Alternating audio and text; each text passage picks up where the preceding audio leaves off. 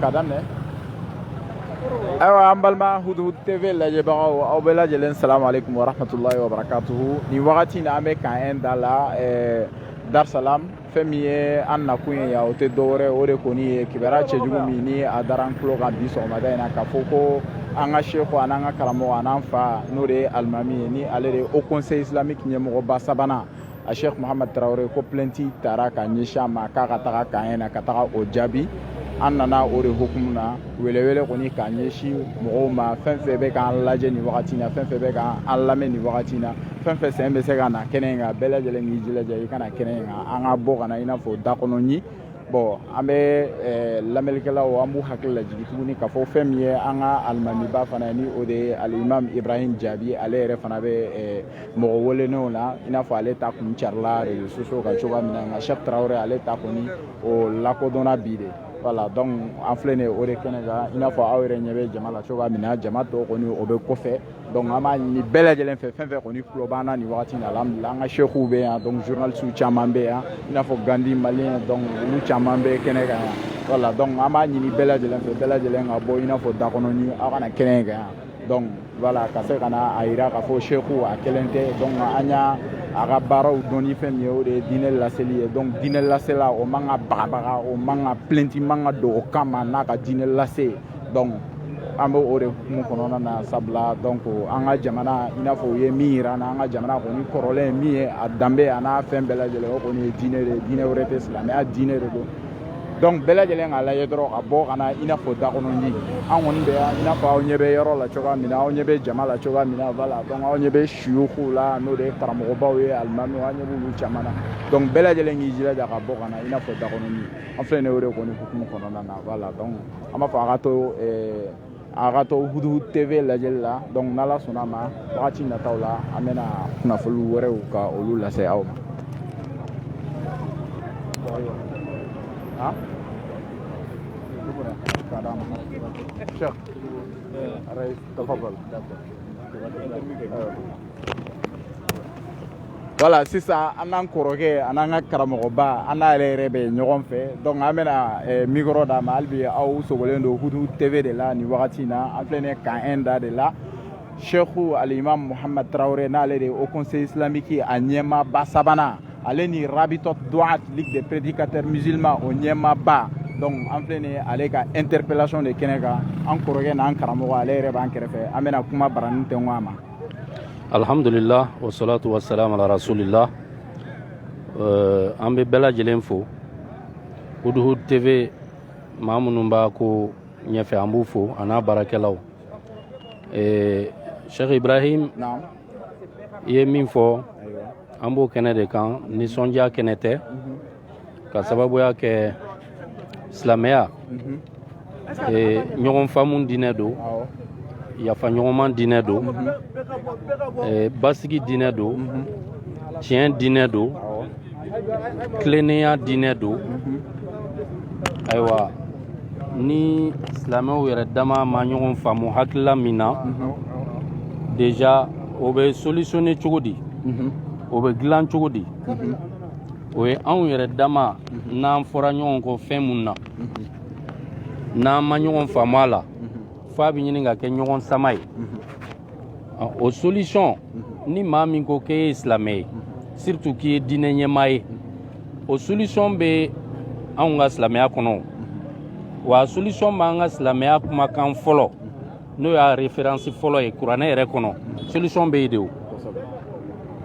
O de ye k'a fɔ ni fɛn fɛn n'an ma ɲɔgɔn faamu a la n'a kɛra n'a bɛ ɲini ka kɛ ɲɔgɔn sama-sama ye k'an ka segin ka taa ale Ala ka kumakan a n'a kira ka kumakan ma donc ni maa min ka limaniya y'i labɔ i bɛ fɛn min kɛ o y'o de ye silamɛya kɔnɔ k'a fɔ an ma ɲɔgɔn faamu Ala ye mun fɔ o la n'an ma ɲɔgɔn faamu ni diinɛ ko don ni silamɛya ko don an ka taa Ala ye min fɔ kira ye min fɔ i b'a fɔ Ala yɛrɛ y'a fɔ cogo min kuranɛ kɔnɔ mais n'i y'a sɔrɔ ko ayiwa ko wɛrɛ b'i kɔnɔ min tɛ silamɛya yɛrɛ ye min fɔ k'a fɔ k'an ka segin ka taa o ma fanga wɛrɛ b'e la ou bien e dalen don fanga wɛrɛ la min tɛ Ala ta ye toujours i bɛ taa sɔrɔ i b'i sɛmɛ fɛn wɛrɛ la min tɛ ala ta ye min tɛ kira ta ye sallallahu alaihi wasallam sinon maloyala ko do bi k'a fɔ ko anw ka dɛsɛ an bɛ waati min na ko bi an ka jamana diinɛ ɲɛmaaba o n'a nɔfɛmaw ka dɛsɛ dalu la kuranɛ kɔnɔ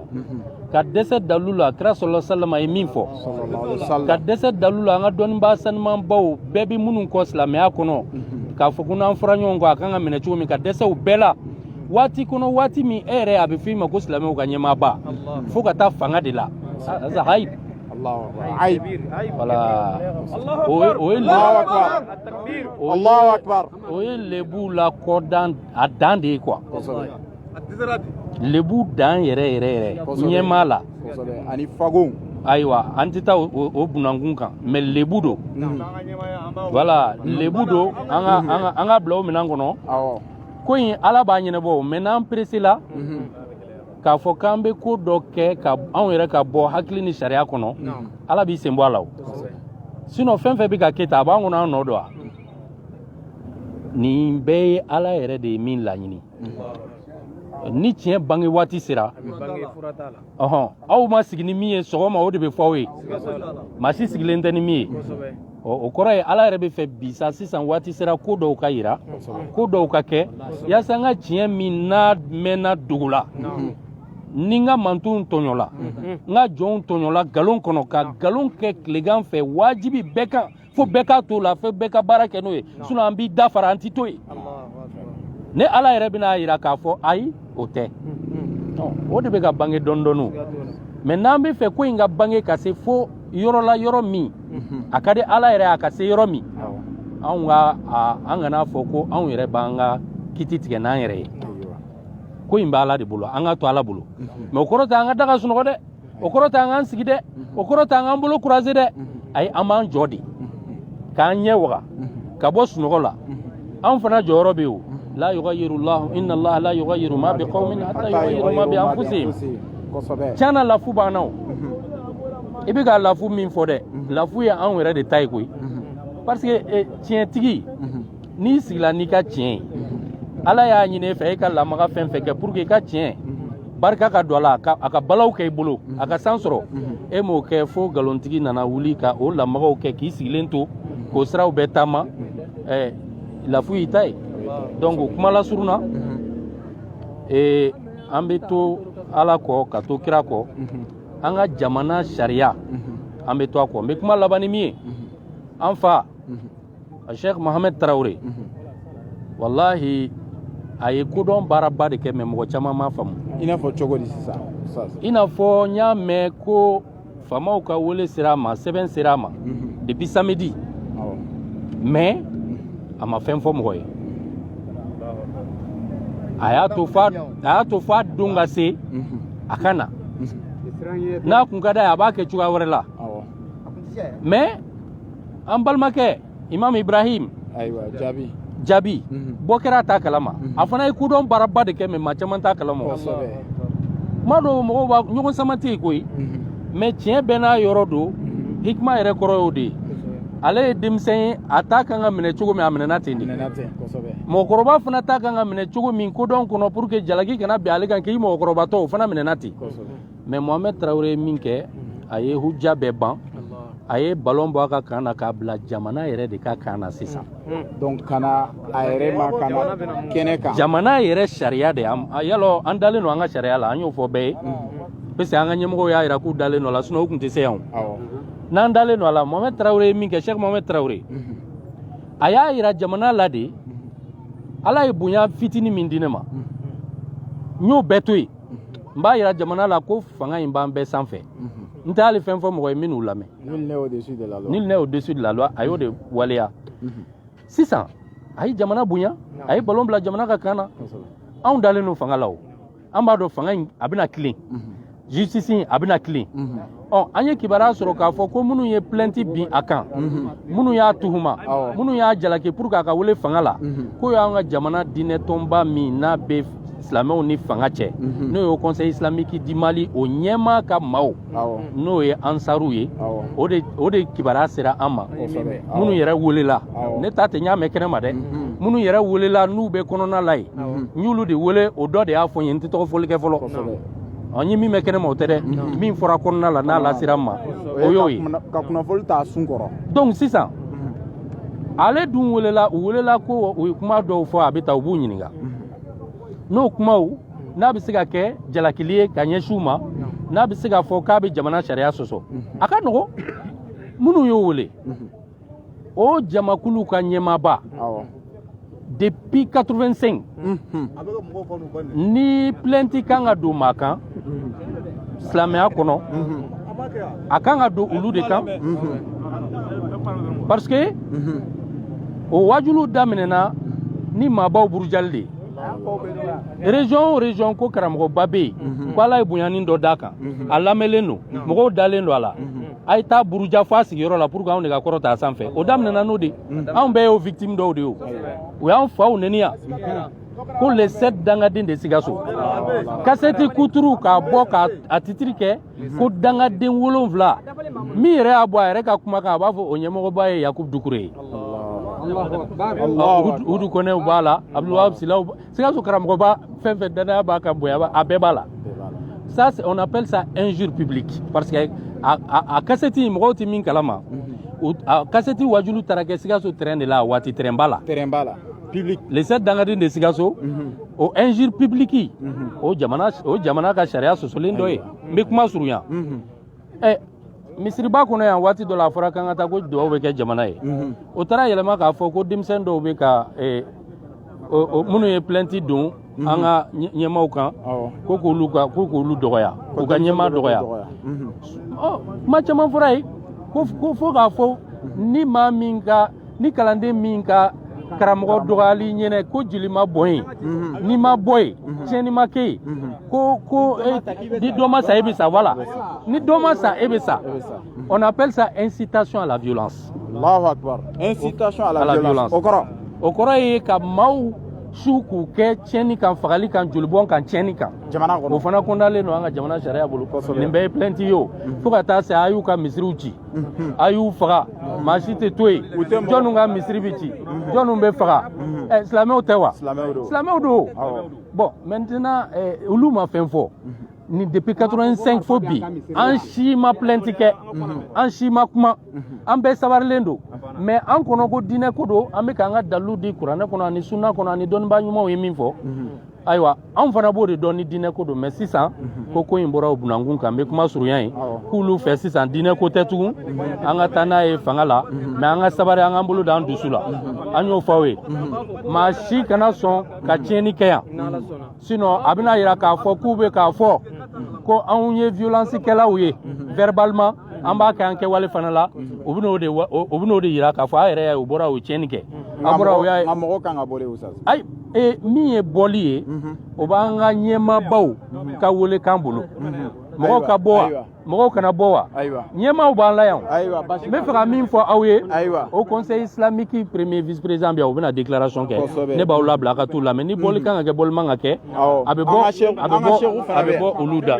ba bi yan tafadalu inchallah ala ka basi an tɛ siran an tɛ jɔrɔ ayiwa an balimaw hali bi an bɛ kɛnɛ kan kɛnɛ min ni o de ye kan un da ye plainte min n'a ɲɛsira ka taga an fa n'an karamɔgɔ n'o de ye au conseil islamique 3e vice président ligue des prédicateurs musulmans olu ka ɲɛmaaba a cheikh al-imam Mohamed Traoré ka fara a cheikh al-imam Ibrahim Jabi ale ka an filɛ nin ye o kɛnɛ kan sisan an ka karamɔgɔba ale b'an kɛrɛfɛ yan an bɛna kuma da ale fana ma donc kɔrɔfɔ minnu b'a bolo a k'o fɔ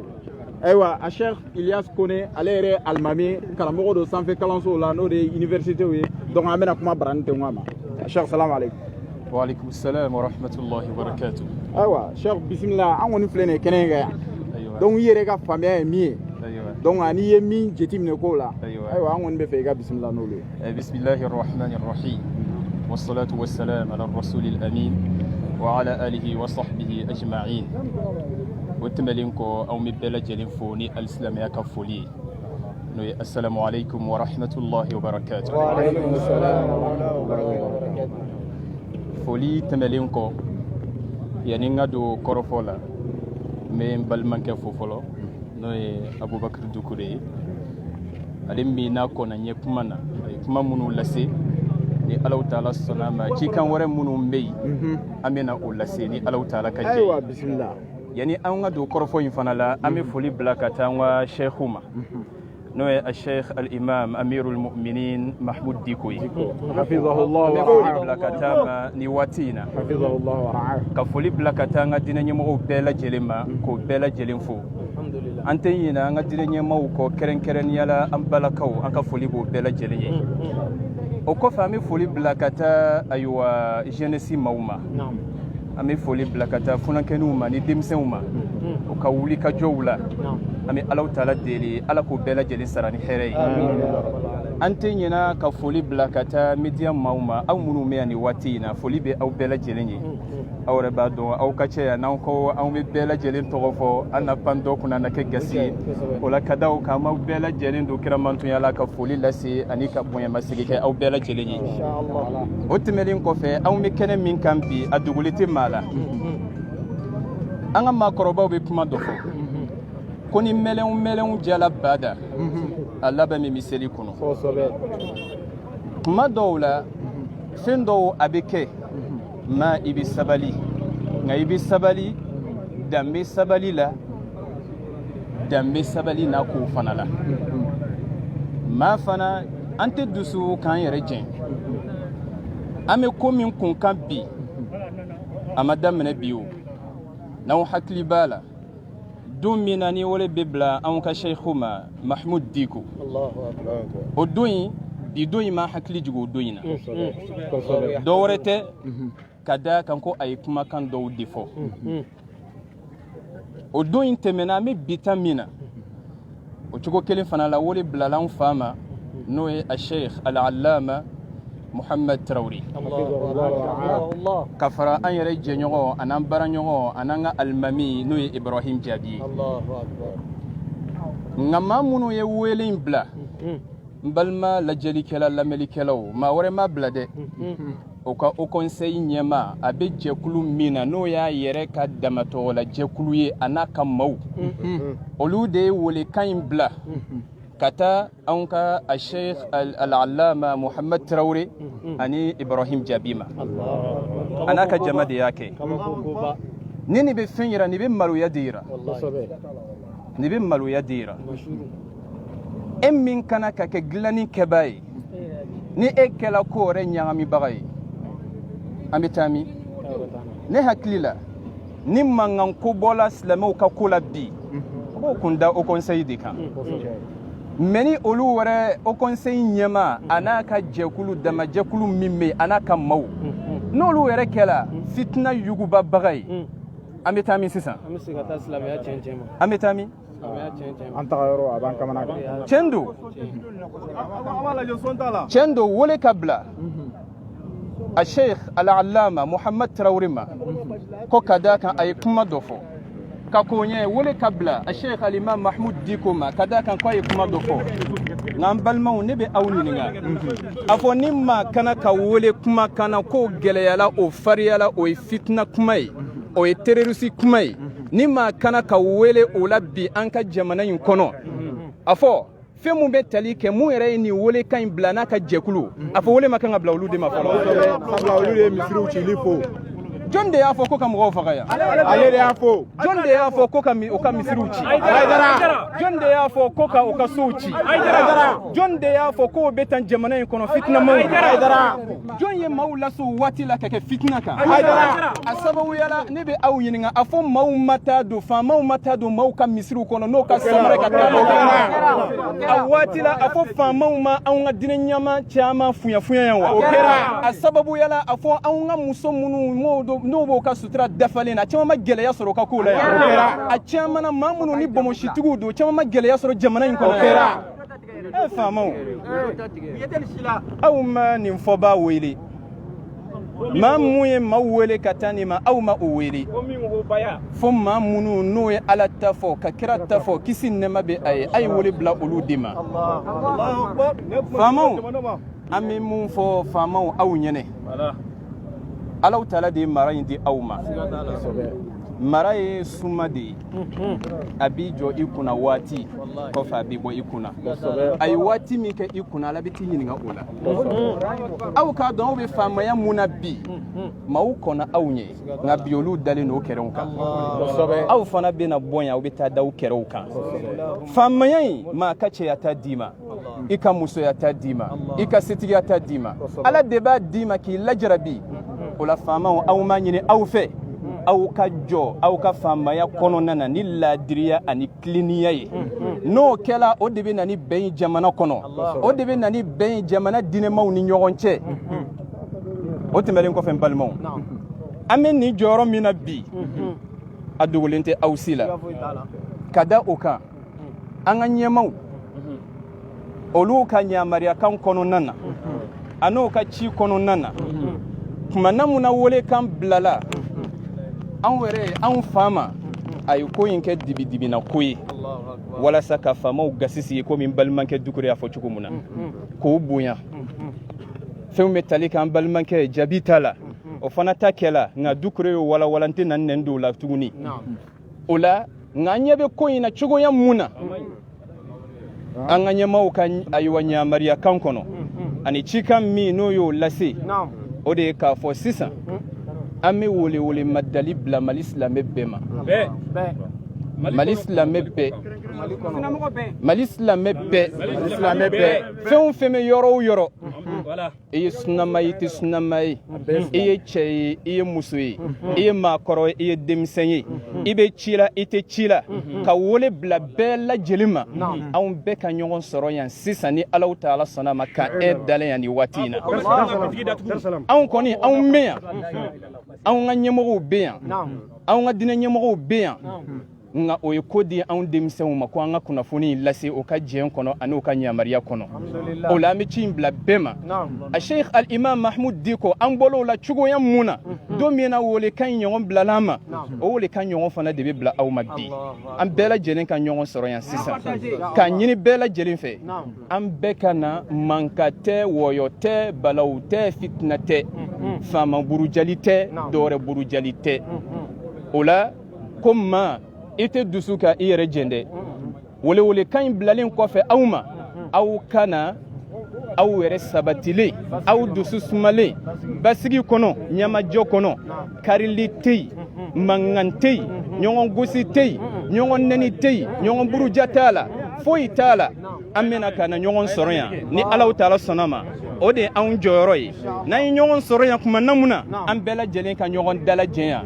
ci tɔ min bɛ yen an ka ɲɛmaaw bolo n'o kana ka fɔ ka da anw tulo kan waati in na ni Alahu Taala sɔnna ma an n'o lase bɛɛ lajɛlen ma o la k'a ɲini n yɛrɛ jɛɲɔgɔnw fɛ funankɛninw fɛ anw ka se anw dusu la anw ka to an ka cɛkɔrɔbaw kɔ an ka to o ka yamariya kɔnɔ ni Ala sɔnna ma ni kɔni cikan kun fɔlɔ ye k'a lase mun bɛna fɔ ka da nin kan an b'o makɔnɔ an b'o mafilɛ ni Alahu Taala sɔnna ma o la ni de tun ye cikan ye an ka ɲɛmaaw tɔgɔ la k'a bila silamɛw bɛɛ lajɛlen ma k'a ɲini cikan ye a ka partager an ni ɲɔgɔn cɛ anw bɛ yan bɛɛ ka ɲɔgɔn sɔrɔ yan cikan ye a ka lase arajosow fana la n'a bɛ se ka lase laseli kɛ sira fɛn o fɛn fɛ a ka lase o fɛ an bɛ yan ka un da la bɛɛ lajɛlen k'an sɔrɔ yan cɛ fara muso kan denmisɛn fara maakɔrɔ kan an bɛɛ ka ɲɔgɔn sɔrɔ yan an bɛ Alahu Taala deli Ala ka ko in tɛmɛ ni hɛrɛ ye nka an tɛ ɲinɛ min kɔ nin ko in an b'a fɔ dɛ jɔn ye weleli in kɛ bi min bɛ Haut Conseil ɲɛmaaya la ale de ye wele bila a ka 3e vice ma an b'a fɔ ka d'a kan ko ni mankan bɔla an bɛ taa min an bɛ taa kulu la nka ni mankan bɔla ni kulu cɛ an bɛ taa min ni ko ɲagamina an bɛ taa min Haut Conseil la mɛ ni o ɲɛmaa yɛrɛ kɛra ɲagamibaga ye an bɛ taa min o kɔrɔ silamɛw an ka ɲɔgɔn sɔrɔ yan ni de tun ye kɔrɔfɔ ye ka hakɛto ɲini kɛ bɛɛ fɛ kuma na ka media maaw fo ka lajɛlikɛla ni lamɛnlikɛla bɛɛ fo wasalamu alaikum wa rahmatullahi wa barakatuh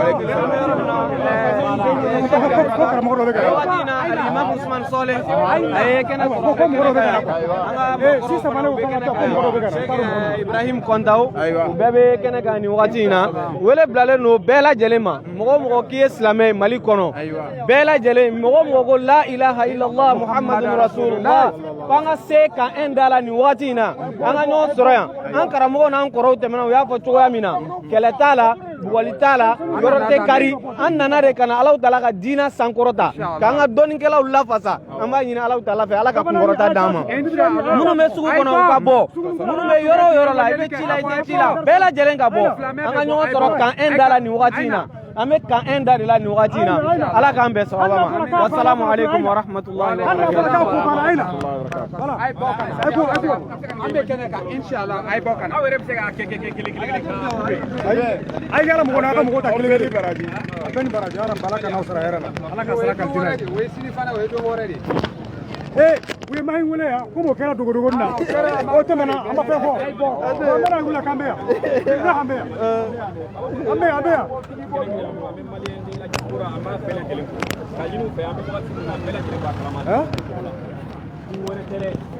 an bɛ yan fɛrɛ foyi t'u kɔnɔ ka mandat dépôt da an ka karamɔgɔw kan ka taa n'u ye kasobonba la mais kaso in u ka fɛn dɔ faamu fɛn dɔ bɛ yen u k'o faamu kaso ye fɛn sugu dɔ ye n'i ma ɲɛ k'i bɛ kaso dayɛlɛ i b'a bila tɔɲɔlikɛlaw de ye mais maa min ma tɔɲɔli kɛ n'i ko k'i bɛ kasobonba dayɛlɛ o bɛ laban fitinɛ de la bon o fitinɛ maa si t'a dan dɔn ni Alahu Taala kelen tɛ donc an b'a ɲini Alahu Taala fɛ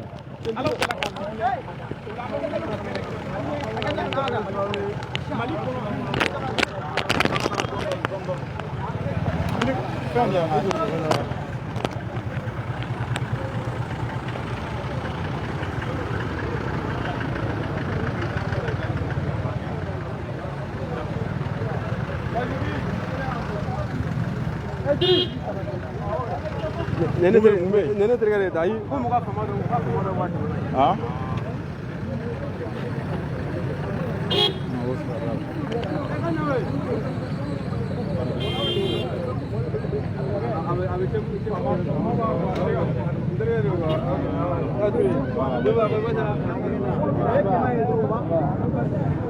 ngira lona interview sa lona interview ndalla no ajo anga interview do taw so let's go to sanye fela do inshallah poder ba mais poder de alguma ada ko poder ba kuma on do war kata maro ta kadanga mo ba gitu uga tibisire ka ba ko gitu ay srablaw gitu angatene gitu angatene gitu ante srafeu او ante na sra gitu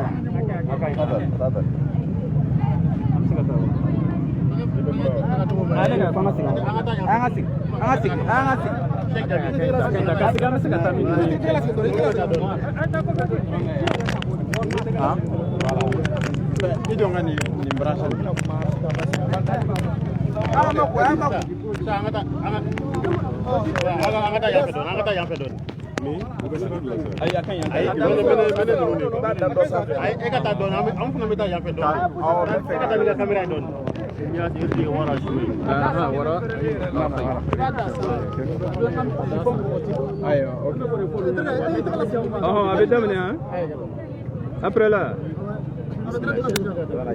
bismillah walhamdulillah wassalatu wassalamu ala rasulillah wa ba'd an bɛ bɛɛ lajɛlen fo ka bɛɛ lajɛlen waleɲuman dɔn media mɔgɔ minnu bɛ kɛnɛ kan an bɛ bɛɛ lajɛlen fo ani maa fɛn fɛn ɲɛ b'an na an bɛ bɛɛ lajɛlen fo kuma janba wɛrɛ tɛ yen an y'a mɛn kabini kunu k'a fɔ k'an ka karamɔgɔkɛ a n'an ka alimami n'o ye Sheikh Ibrahim Jaabi k'a fɔ k'ale kan ka na interrogatoire la sɔgɔmadan na donc o bɛɛ sira n'o kuma de mais dugu bɛ jɛ waati min an tilara k'a mɛn tuguni rabitatu du'at k'a fɔ k'a fɛnɛ ka raisu n'o ye rabita raisu a Sheikh Muhammad Traoré k'a fɔ ko ci bilara fɛnɛ ma k'a fɛnɛ ka na o ka lamɛnli kɛ bon kabini 8 heures wagati u bɛ yen u b'u k'u lamɛn fo ka na se sisan ma bon an kɔni t'a dɔn mun bɛ ka taga fɔ yen an t'o dɔn o tuma na bayanu bɛ Sheikh Ousmane bolo mais an kɔni bɛ mun fɔ jamana kɔnɔna na basigi de ka d'an ye a ma di maa si ye k'a fɔ k'i bɛ mɔgɔw wele ko ka taga tiɲɛni ma an ka laɲini t'o ye kutubaw kɔnɔ an bɛ mɔgɔw bila ka basigili kɛ wajulu la an bɛ mɔgɔw bila ka basigili kɛ mɔgɔ si tɛ mɔgɔw wele k'a fɔ i kana violence kɛ mais jamana fɛnɛ ka fɛn dɔ faamu wagati min na ni jamana b'a ka basigi ɲini u kana na fɛn dɔ provoquer mun bɛ mɔgɔw bila nerf la mun bɛ mɔgɔw bila dusu tiɲɛ na mun bɛ mɔgɔw bila ko wɛrɛ la parce que fɛn tɛ cɛ kɔnɔba dimi o tuma i kana gosi a kɔnɔbara la o tuma na an kɔni bɛ mun kɔni fɔ sheegu ma bɔ ko min bɛ kɔnɔna la Allahu a'lam o ko tɔ Sheikh Usman b'a fɔ mais an kɔni bɛ mun fɔ jamana ɲɛmɔgɔ ye Mali tɛ violence fɛ nin waati la an tɛ mankan fɛ nin waati la bon fɛn min bɛ kɛ sababu ye ni mankan bɛ wuli o fana k'a lajɛ o k'olu kow dabila u kana na mɔgɔw provoquer an ma sheegu ka mɔgɔ neni ko mɛn an m'a mɛn k'a ye mɔgɔ fa neni an m'a mɛn k'a ye mɔgɔ ba neni an m'a mɛn k'a dɔnna mɔgɔ dɔ yɛrɛ ka danbe kɔnɔna la diinɛ k'o ye k'o de ye kuma dɔ fɔra o ma bɛn ne ma o tuma na n ye jaabi kɛ kabini kunu sabaw ka waati la o k'o bɛ ten an ma ɲɔgɔn sɔrɔ hakilina kelen na bon n'o baaraw kɛra o tuma na an bɛ mun kɔni ɲini ko ninnu bɛɛ lajɛlen ka kɛ ayiwa basigi kɔnɔna la a kana kɛ ni mankan ye a kana kɛ ni tiɲɛni an bɛ k'an ka seeku kɔnɔ ani jaabi olu fila minnu bɛ yen o ka bɔ hɛrɛ ni kɛnɛya ni ɲuman na ka s'an ma yan o de kɔni y'an seko yan an b'o foli lase bɛɛ lajɛlen ma salamu alaikum warahmatullahi wabarakatuh.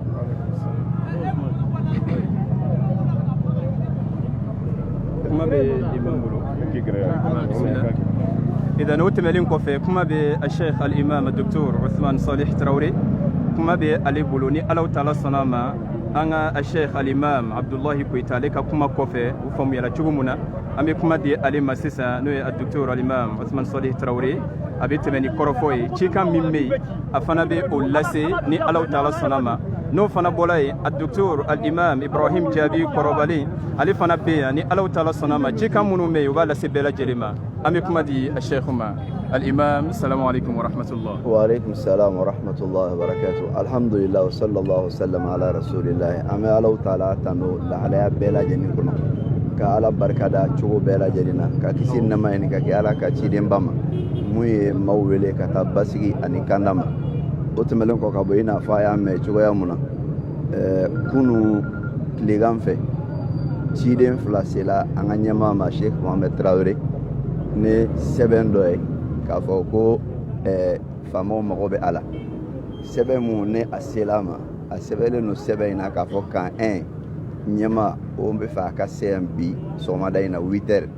kelen a filanan ye mun ye sɛbɛn in bɔla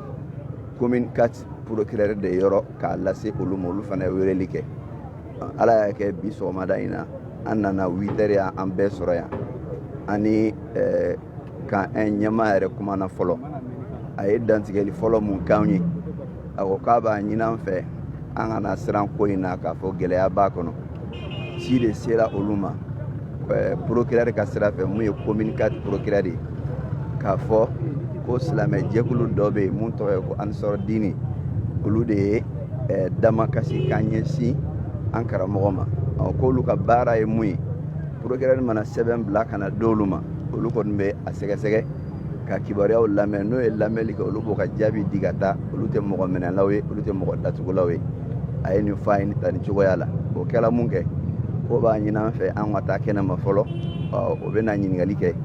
lahalaya mun bɛ yen n'olu y'o ka jaabi di ka ban olu b'o labila ka taa o kɛra kabiri 8h ni anw ye midi la ka ban an ma kibaruya wɛrɛ kɔni sɔrɔ ka dɔn o ka ko ɲɛ na ko in mana taa taabolo mun kan Alakira sallallahu alaihi wasallam a ka taabolo mun n'an b'o kan wa an bɛ sa o kan an b'o taabolo in de lafasa an seko damayira la o taabolo tɛ kɛlɛkɛ taabolo ye o taabolo tɛ fitinɛ taabolo ye nka o ye dɔnniya ani dalilu de ye o ye basigi ani hakilisigi taabolo de ye an b'o taabolo de kan donc an tɛ kɛlɛ kɔnɔna la an tɛ fitinɛ kɔnɔna la nka kɔrɔfɔ minnu fɔla an ka jamana mago bɛ basigi ni bɛn mun na o tɛ sɔrɔ ne ni waleya ɲɔgɔnnaw kɛli ye k'a fɔ fɛn mun ye diinɛ ko ye ko faamaw ka sen don o la ni fɛn o fɛn mun bɔla o la a b'i n'a fɔ faamaw yɛrɛ ka ko laɲininen don o la an kɔni an tɛ kɛlɛ kan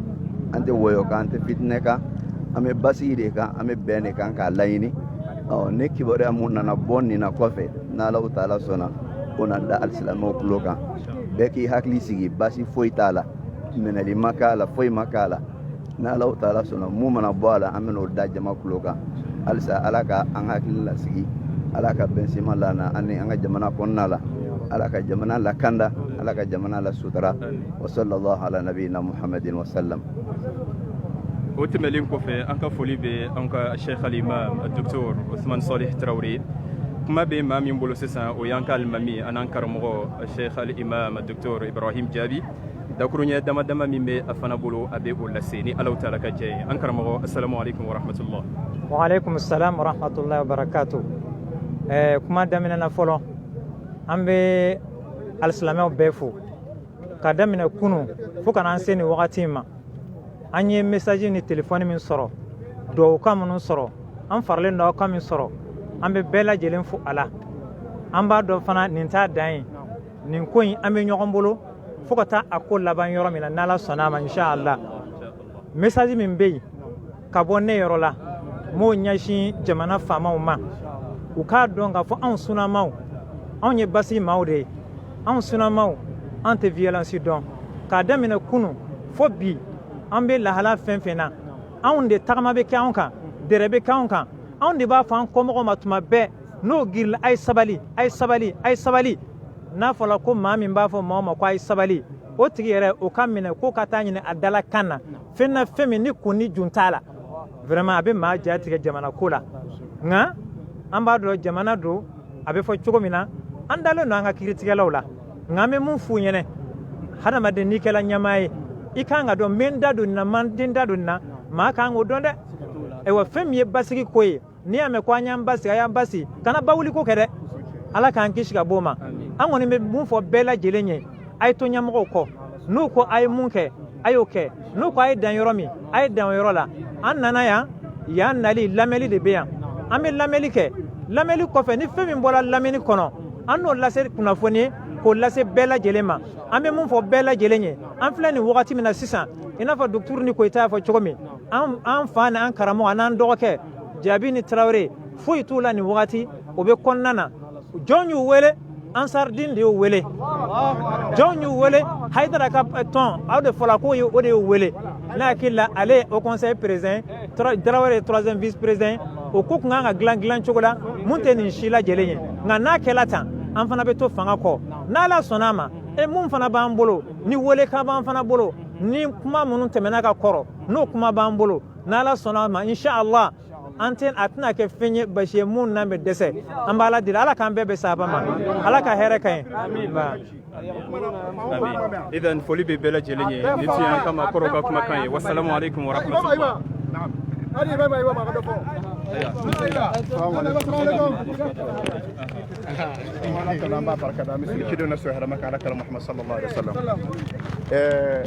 nin ko in ma bali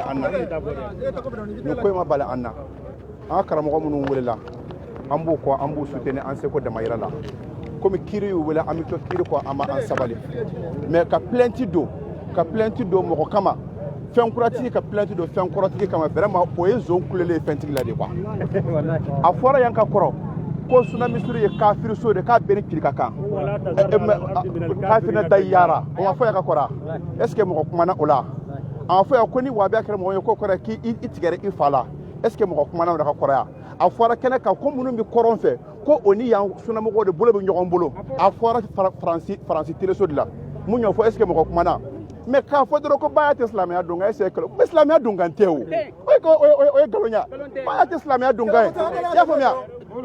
mais silamɛya don kan tɛ ne wolola ne fa wolola o fa wolola k'u sɔrɔ olu ma baya kɛ o tuma ne nana tilegan na ko baya o tuma silamɛya don kan tɛ n'i y'an datugu i b'an datugu silamɛya don kan tɛ silamɛya don kan tɛ dɛ o kuma in de fɔra o de b'a dɛmɛ wa silamɛya don kan tɛ a banna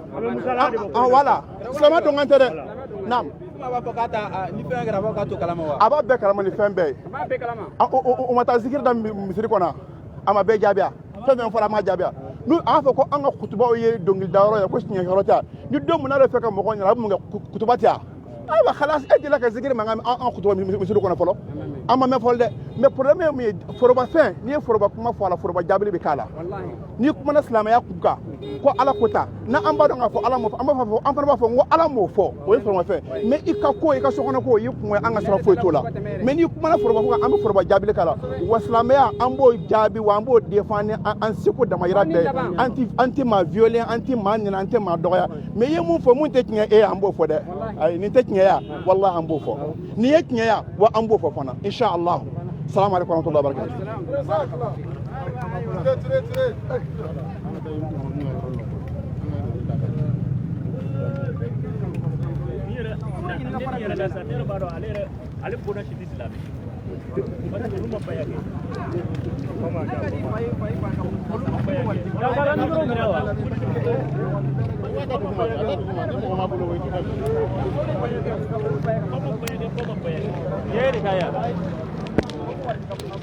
Ayo, C'est les panneaux qu'on fait. Fais qu'à boire, fais qu'à nous faire un gars. Voilà.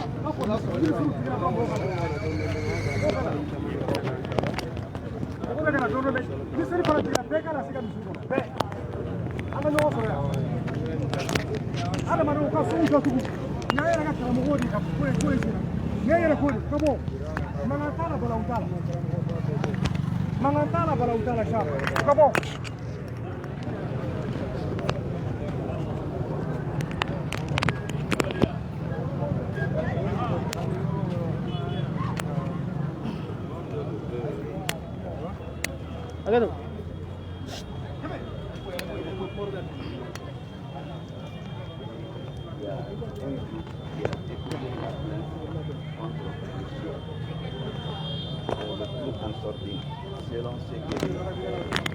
chef de brigade, le CV nous a dit, c'est le groupe Ansordine qui a porté plainte contre le chef de la police. Leur rôle est de faire la justification et la vérification et de faire un rapport et en même temps envoyer le rapport au tribunal et c'est le procureur qui va décider ce qui va se passer. Nous sommes actuellement devant les camps 1. Bon, on ne sait pas comment ça va devenir les choses. Les convoqués sont toujours là-dedans. Ils sont dans l'interrogatoire. On souhaite que ça va être bonheur par la grâce d'Allah. Donc, je lance l'appel à tous les fidèles musulmans de garder le calme. De garder le calme. Inch'Allah, par la grâce d'Allah, toutes les choses vont se régler par la grâce d'Allah. Et on va se comprendre par la grâce d'Allah. Et je lance un appel à notre autorité en disant qu'on doit tout faire pour éviter toutes sortes de polémiques et toutes sortes de conflits dans notre pays. Car le conflit religieux est plus fort et plus dangereux que d'autres conflits. Donc on doit tout faire pour éviter les conflits religieux. S'il y a un problème religieux, ça doit résoudre au niveau des religieux, mais pas au niveau de l'autorité qui peut nous provoquer beaucoup de choses. Donc avec tout ça, j'ai prié Allah subhanahu wa ta'ala qu'il accorde la paix à notre chère patrie et la réconciliation et qu'Allah subhanahu wa ta'ala nous dirige vers le bonheur et nous préserve contre la fitna, quel que soit son genre. Qu'Allah vous bénisse et qu'Allah bénisse notre cher pays. Parlons de fitna, est-ce que c'est recommandé qu'un groupe de musulmans provoque dans notre pays? Parlons de quoi? Parlons de fitna, est-ce qu'un groupe de musulmans est-il autorisé à provoquer un autre? C'est pas autorisé, mais chaque personne peut tomber dans les rêves. Donc si ton prochain tombe dans les rêves, il ne faut pas le suivre dans les rêves, sinon vous serez tous accusés. Inch'Allah, ça va résoudre par la grâce d'Allah. Voilà, barakallahu fiik. Amen.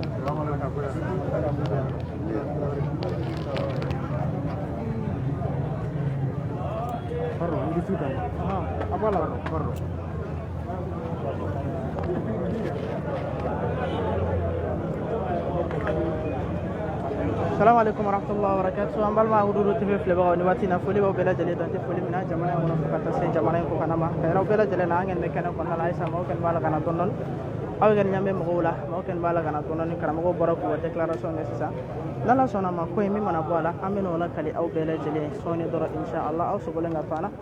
sanga ani waati kɔnɔna la a tɛna kɛ basi min ni a n'a bɛna dɔgɔ.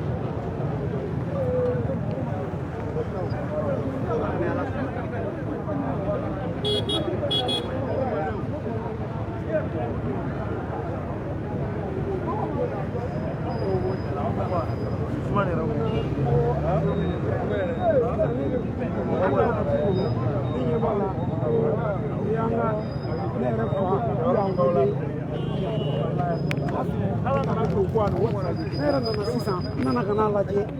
ye Ousmane Traoré y'o ye sisan o ko an ma k'an ka calmer an t'a dɔn fɛn mun ɲɛ don fɔlɔ minnu bɛ kɔnɔna la f'u ka bɔ fɛn fɔ an ye mɔgɔ min don fɔlɔ quoi n'a sɔrɔ diinɛmɔgɔ wɛrɛ de ye nin kɛ vraiment a tigi kan k'i miiri ka lajɛ silamɛya tɛ kɛ tan quoi an ka kuma ni dalilu ye n'u ka dalilu ye nin ye aw fɔra ka dalilu ye nin ye o ka fisa ni nin ye aw k'a fɔ ko aw bɛ na ka na an ka di autorité ma autorité ka kiiri tigɛ Ousmane y'o de fɔ autorité da man ka don diinɛmɔgɔw ka ko la quoi diinɛmɔgɔw yɛrɛ da de kan k'u ka kiiri tigɛ u yɛrɛ ye kuranɛ bɛ yen hadisa bɛ yen aw bɛ na nin kiiri an bɛ kiiri tigɛ n'o de ye e ko nin ne ko nin ye ka dalilu ye nin ye ne ka dalilu ye o de ka kɛnɛ wa k'a fɔ toujours aw kana n'a ye pour que a b'an ka ko di autorité mɔgɔw ma olu ka kuma ko la ça c'est joli ni yɛrɛ bɛ nin bɛ Mali yɛrɛ dɔrɔn tɛ dɛ diɲɛmaa bɛɛ de bɛ nin ye bon nin bɛ diɲɛba bɛɛ maloya hali chrétien minnu bɛ jamana kɔnɔ yan n'u tɛ silamɛya la nin b'olu la maloya silamɛw ye quoi ko silamɛya silamɛɲɔgɔn wele fanga la a man ka kɛ quoi. Bon an tɛ ka yɔrɔ min faamu dɔɔni an y'a ye bi Ousmane Serif Madani Aidara ale de ye Haut Conseil président ye o Traoré dun fana n'i y'a ta ka jateminɛ Traoré fana Haut Conseil vice président dɔ bon mɔgɔ caman dun bɛ ka bisigali kɛ k'a fɔ ko Ousmane Serif Madani Aidara de ye plainte don yala o ko in o bɛ se ka kɛ cogo di a to u bɛɛ lajɛlen bɛ Haut Conseil de kɔnɔ Haut Conseil min bɛ ka sɔrɔ bon sisan na mais sisan an tɛ se ka dalilu kɛ ale kan pour le moment minnu bɛ kɔnɔ la f'olu ka bɔ k'a yira n na ni ale don an bɛ dalilu k'a kan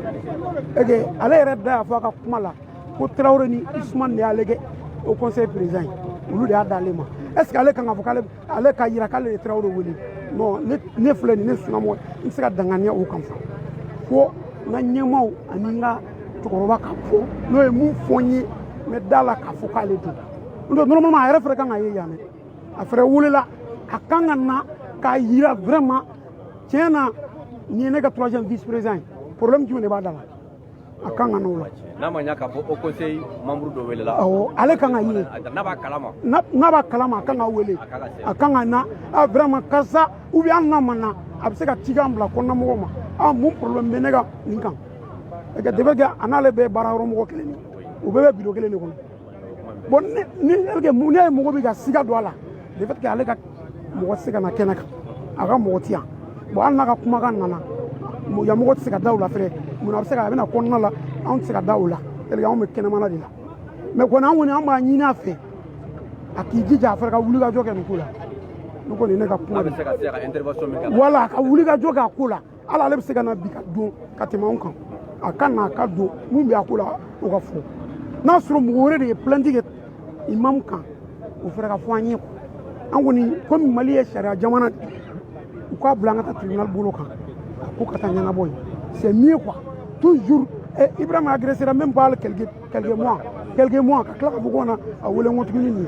bon ça c'est pas bon silamɛw kan ka wulikajɔ kɛ nin ko la minnu bɛ fanga la sɔrɔsiw de bɛ fanga la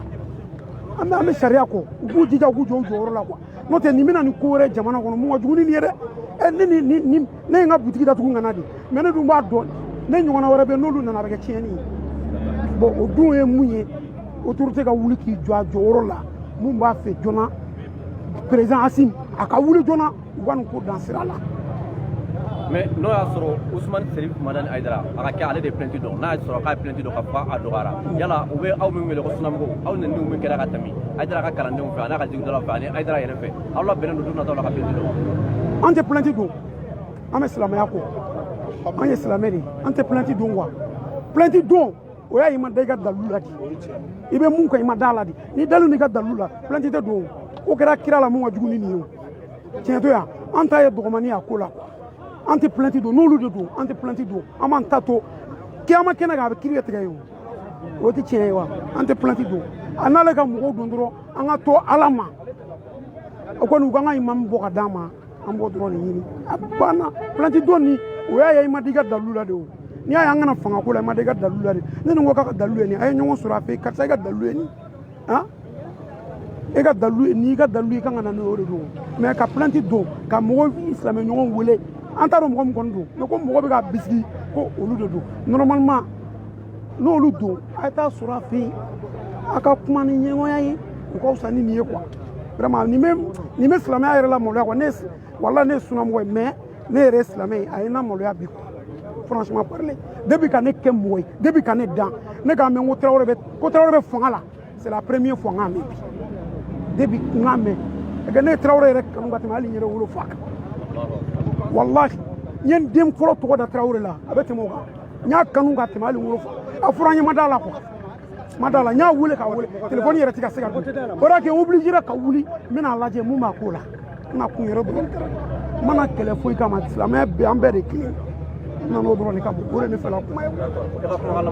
kumakalama min bɛ ne fɛ ka f'u ye u ka an ka imamu mun bɛ yen ani ne ka cɛkɔrɔba u k'a labila an ka taa so a banna o dɔrɔn de ne fɛla kuma ye walayi hali n'u bɛ u ka ne don Traoré nɔ la bi u ka Traoré labɔ ne b'o de ɲini o dɔrɔn de o de ne ka kumalama ye merci.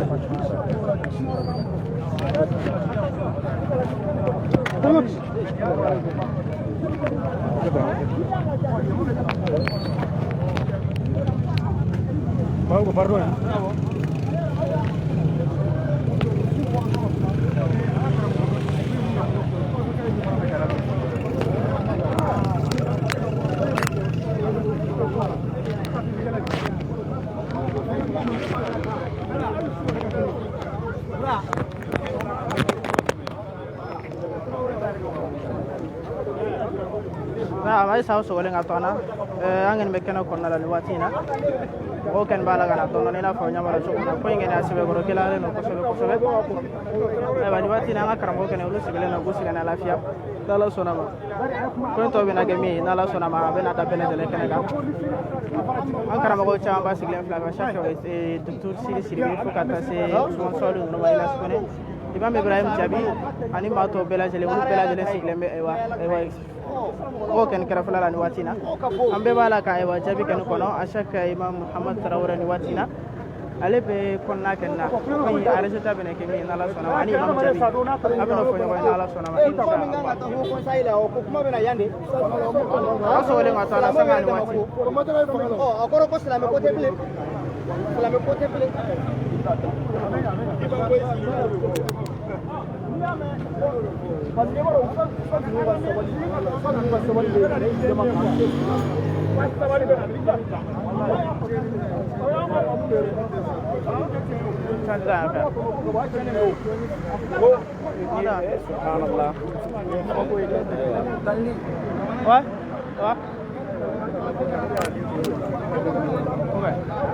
Ok, ka bɛɛ fo dante foli min na nin waati in na an ŋani an b'a la k'an sigi dɔɔni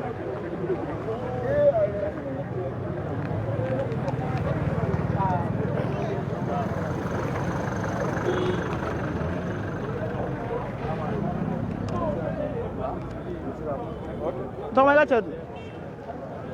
i ka cɛ bɛ an bɛ bɛɛ fo dante foli min na nin waati in na an ŋani an bɛ kɛnɛ kɔnɔna la i n'a fɔ an ɲa mɛ jama la cogo min na mɔgɔw kɛnɛ b'a la ka bɔ dɔɔni ayisa a ye vidéo partage ka taa fan bɛɛ lajɛlen fɛ ko bɛɛ lajɛlen bɛ len don nin waati in na an bɛ ka yen na mɔgɔ mɔgɔ b'an filɛ nin waati in na TV Hududu sanfɛ k'a fo dante foli min na Jabarani Hududu ka bɛɛ fo dante foli min na nin waati in na an balimakɛ Gandi Malien a b'a la ka ɲɛfɔli kɛnɛ kɛ an ka jɛ k'a lamɛn ɲɔgɔn fɛ Ala sɔnna ma. Si réellement Ousmane Serif Madani Aïdara no asrona ale ma plainte don ale de au conseil président ye Mohamed Traoré o ye au conseil vice président do de ne bolo Ousmane Serif Madani Aïdara ale au conseil président ye Mohamed Traoré o ye au conseil vice président do ye n'a fɔra ko convoqué do kan 1 an mo fofo min ka se kan 1 kɔnɔna la yan ne bolo o ka se ka kɛ Ousmane Serif Madani Aïdara ye ka sababu kɛ ale de bɛ au conseil président la ale ka au conseil vice président do de welelen do kan 1 an n'a b'a kalama si réellement n'o y'a sɔrɔ n'a b'a kalama ne bolo ni mɔgɔ ka se kan 1 na Ousmane Serif Madani Aïdara ale de fɔlɔ ka se ka na kan 1 na ka se ka ko in tɔgɔya dɔn ka tɔgɔya ɲini ka se ka tɔgɔya dɔn mais n'o y'a sɔrɔ na ale de fana dɔn an ye ɲininkaliw mun kɛ sunnamɔgɔw mun bɛ yan an y'olu ɲininkali min kɛ ko yala don nataw la u labɛnnen don ka plainte dɔn mais dɔw ko ko olu ka hakilina tɛ don nataw la k'a fɔ ko olu bɛ plainte dɔn Ousmane Serif Madani Aïdara kama soit a ka tɔnden mɔgɔ dɔw kama sinon bɛɛ lajɛlen ma kalama waati tɛmɛna Djibril Solo ni aw bɛɛ lajɛlen b'a dɔn ale yɛrɛ waati tɛmɛna ale ye diinɛmɔgɔ caman neni même Imam Mayin Ouattara Djibril Solo Imam Mayin Ouattara waati tɛmɛna a ye Mayin neni fo ka fa nɛnɛ ka ba neni a kumakanw bɛ yen hali sini a kumakan si ma tunun fɔlɔ bon n'a kɛra k'a fɔ diinɛmɔgɔw ni ɲɔgɔn cɛ ne bolo ministre des affaires ministre de culture ale bɛ yen bon au conseil fana bɛ yen ne bolo olu kaɲana kiri ma min bɛ se ka diinɛmɔgɔw ka kiri tigɛ o ka fisa k'a ta k'a fɔ ko diinɛmɔgɔw de bɛ tila ka fara ɲɔgɔn kan k'u ka ko ta tuguni ka tila ka na se fama ma fanga k'u ka kiri tigɛ ne bolo ni a kɛra o tɔgɔ la bi don nataw la dinamɔgɔw ne bolo o bɛɛ lajɛlen bɛ na nimisa parce que nin kan fɛn fɛn bɛ yen i b'a sɔrɔ kumakan dɔ bɔra nin bɛɛ lajɛlen da min tɛ kuma ye n'a bɛ jamana in basigi an ko o yɔrɔ fɛngɛ mais ni kiri kɔni kɛ daminɛna nin cogo in kɔni kɛ de la ne bolo jamana bɛ yɔrɔ min na bi an mago bɛ min na bi an kɔni an mago tɛ nin na n'a fɔra ko ka to ka imamu wele bi bɛɛ lajɛlen ka sɔn an mago tɛ o yɔrɔ la bi surtout imamu yɛrɛ ka plainte don ɲɔgɔn kama an sigilen don ka plainte min kɔnɔ bi an sigilen don ka appellation min kɔnɔ bi o ye de Mali zonba kulew ministre kɔrɔ premier ministre kɔrɔ député kɔrɔ ministre fɛn fɛn ye nafolo suɲɛ an sigilen don k'olu ka fɛn kɔnɔ bon n'a fɔra an sigilen don k'olu ka plainte kɔnɔ waati min na dinamɔgɔw yɛrɛ fana ka tila ka plainte don ɲɔgɔn kama ne bolo nin ye kumasuru ko de ye nin ye maloya ko de ye k'a fɔ dinamɔgɔw dɔwɛrɛ tɛ fo dinɛ ɲɛmɔgɔbaw yɛrɛ ne Usman Traoré ta ka jateminɛ bi Mali diinɛ ko la bɛɛ lajɛlen b'a dɔn k'a fɔ Hafiz Kurani yɛrɛ dɔn diinɛ ko la mɔgɔ si ni mɔgɔ si tɛ ɲɔgɔn sɔsɔ k'a fɔ Usman Traoré c'est-à-dire Mohamed Traoré dinamɔgɔ don dinamɔgɔ tɛ ne bolo mɔgɔ si ni mɔgɔ si tɛ ɲɔgɔn sɔsɔ o la bon n'a fɔra ko olu ka ɲɔgɔn wele en même temps au conseil vice président dɔ de fana dɔn nin ye fɛn de ye min bɛ mɔgɔ caman ɲugu diinɛ la dinamɔgɔ yɛrɛ bɛ ɲugu diinɛ la mais toujours diinɛ o de bɛ fɔ an ɲɛna k'a fɔ n'i ye dinamɔgɔ dɔ ye ka fɛn dɔ kɛ c'est-à-dire i kana diinɛ jalaki i b'o tigilamɔgɔ de jalaki bi ni Mali silamɛw sɔnna ka plainte don ɲɔgɔn kama a kana kɛ sababu ye diinɛ